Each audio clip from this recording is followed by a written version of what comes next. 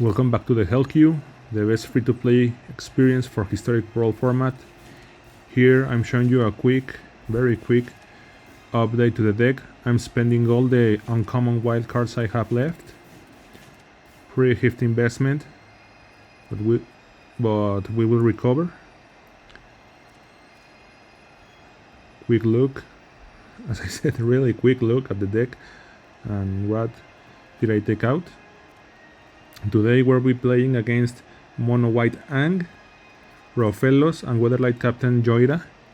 Rofellos and JHOIRA are nearly Hell Queue commanders, so... Oh yeah, as well, I'm also crafting some common goodies, playable in every blue deck. As I was saying, Rofellos and JHOIRA are pretty strong commanders.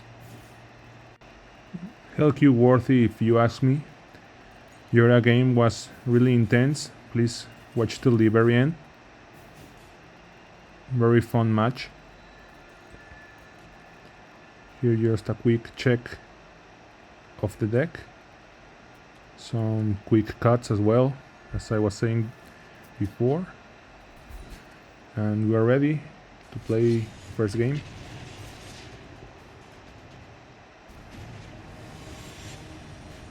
And Airbending Master, the mono white one. See how bare our hand is already with the Signet and the Brainstorm. We'll keep this one. It's a turn 3 Vivisa. And airbends creatures and creates tokens for each experience counter they have. I'm casting Brainstorm turn 1 just because I was excited about it.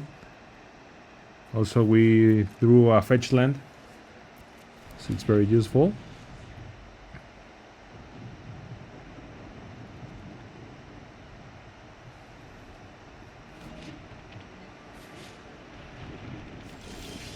Swiftfoot boots, but we got a better pair in the form of lightning grips.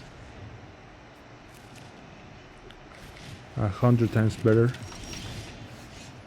When a creature enters, they gain 1 life and also blinks creatures. Very interesting. I didn't know that card existed until now. Now we cast our commander. We'll find the green land just for fixing. We feed Appa with a delicious cabbage. They'll destroy our Signet. These bastards.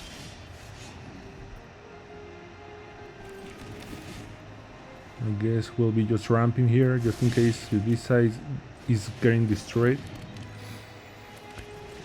Well, that's the reasoning behind it.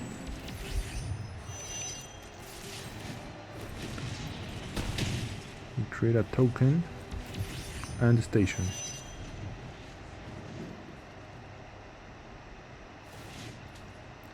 Thank you very much. I really don't like using that card's effect.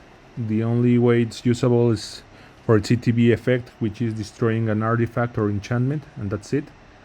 Giving your opponent cards is just bad, real bad.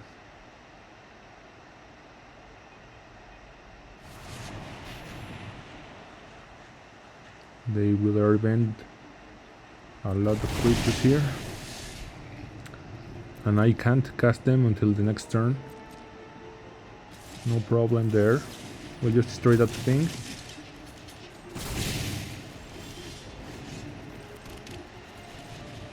And 2 pair of boots.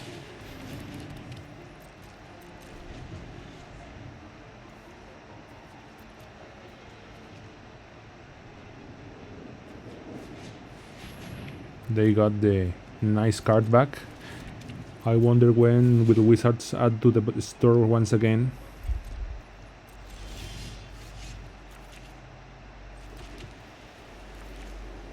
Our trusty Rhino to buff every creature entered the battlefield, except Ibiza's tokens, sadly. Here I chose the black land because I wanted the card draw. Bad thing about that is I need the Visa to die and then recast her or it, whatever, and choose the black land again to produce the black mana. Either way, the game is almost over, so whatever. I will destroy both boots thanks to the white enchantment that blinks creatures every end step.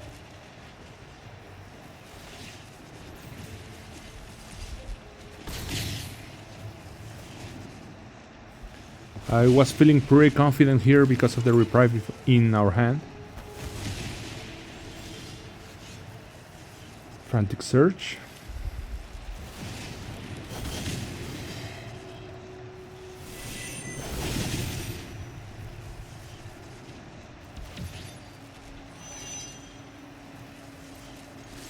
The Black Planet ready to use her already.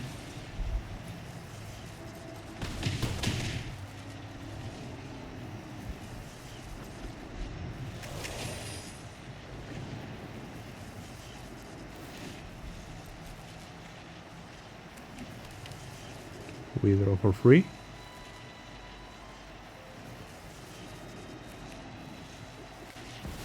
They cast Elspeth and I counter her just for the sake of it. We won already, GG. Interesting commander.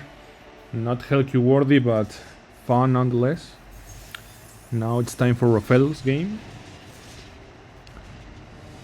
I lived it. It was a quick game. I left it in the video just because I found funny to be matched against him because he's banned in Commander and he's pretty much up there in the Hellq. Not as strong as Ragavan or Roscoe or Ajani, but up there. I kept this hand just because of the Swords to Plowshares. Removing Rofelos when it gets played is backbreaking already for your opponent.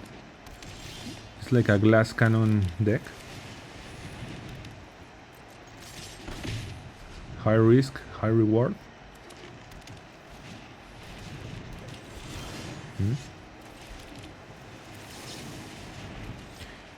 Here it was some weird thing that the auto tapper did. That planes should have been tapped as well, but no problem. Well, actually kind of a problem because the other way around we could be playing both the Mana Dark and the Swords, but the Swords was enough to end the game. Let's see how many Rofelos we see in the future. Now time for JHOIRA. Witherlat Captain. This game was real cool, really close. I got nervous. JHOIRA is really strong commander. I might say she's Hellq worthy. Whenever they cast a historic spell they draw a card, so they can cycle cheap artifacts. Here I kept the hand because of the Cavern of Souls on the ramp. We'll be casting a cheap Visa. Draw, they tap a creature and add a mana of any color.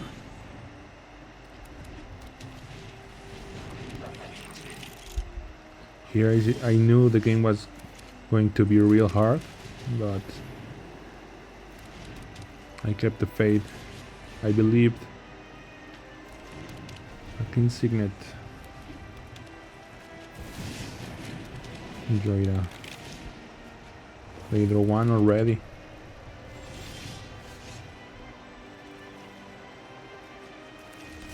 There I checked real quick what this typing was. Some weird jellyfish alien.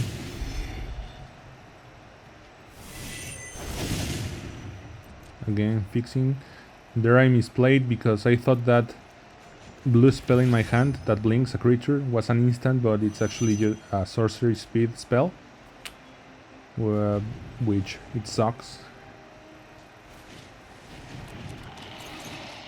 If you can swap it for an instant spell effect that does the same, please do.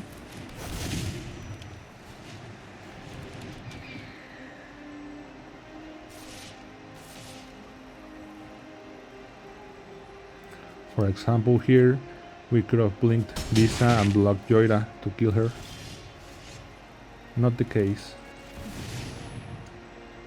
Primeval Bounty would be very, very nice, but it got countered. An offer we can't refuse. At least we got 2 treasures. And we swing.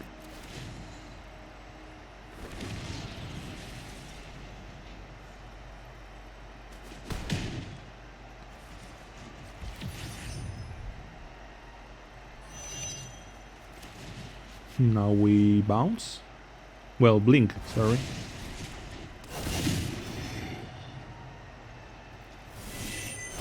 Now the blue planet.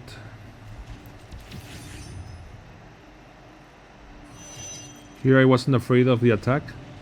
If Isa was on top, obviously they wouldn't attack with JHOIRA or that goblin that makes artifacts cheaper, so whatever.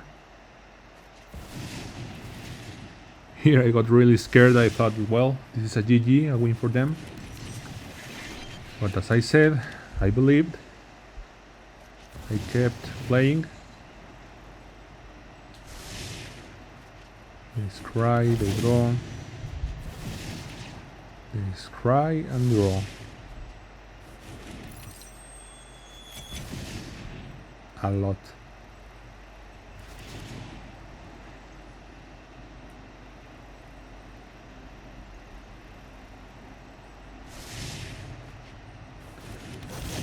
When that enters, they scry 2, and whenever they cast an artifact with mana cost 3 or more, they create a token, a really strong token. Power and toughness equal to the number of artifacts they control. Free boot, free draw, and scry.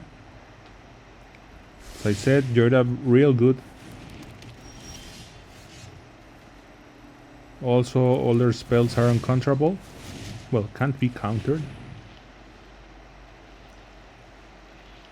Warren War Leader was the MVP in this game. Temple of Alignment. You'll see in a moment why he was so important.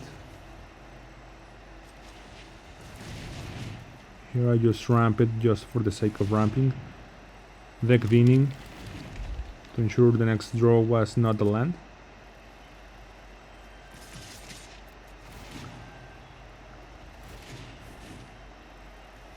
There I failed. I should have chosen +1/+1 to the attacking creatures. I created a rabbit entering the battlefield tapped.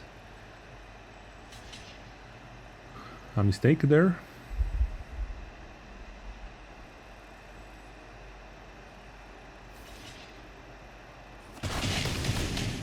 They block with the bird. Pretty happy about it.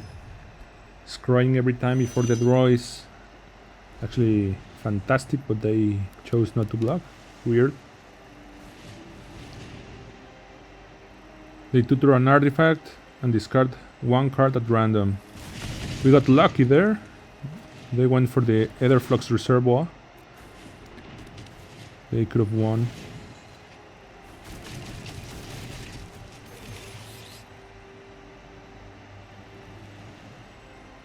The first 12/12 token. They draw 3. They could have played that card that made a clone. They chose not to. It was weird as well. Got Pharaoh's... what? I didn't catch it. Our spells cost 2 more now, and we lose 1 life at the end of the turn. As you can see, now they have 2 giant artifact tokens. I was like, nah man, I'm losing this one. Once again, they create tokens whenever they cast a spell. I draw a 3. A 3 with legs.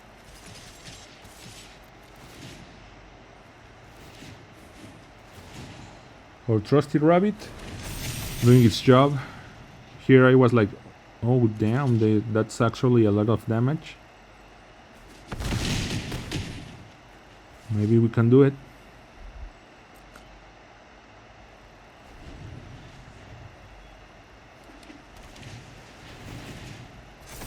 Look at that, the value they get just for casting artifacts.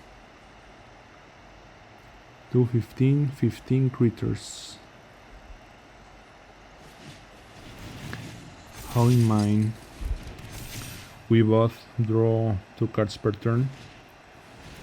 That card actually just playable with Ursa. With Ursa you can tap the Howling Mine and make its effect asymmetrical, making only you drawing 2 cards per turn, because it needs to be untapped.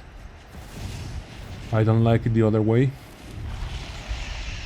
Jingitaxias, not useful right now. They are looking for the answer. A quick look at what Jin does. Look at that.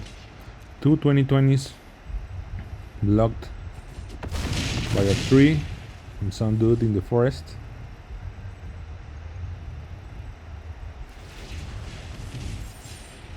They discover nothing. I saw the Ulamog and I was like, what the hell? Look at that. This is it. All or nothing. A nice swing.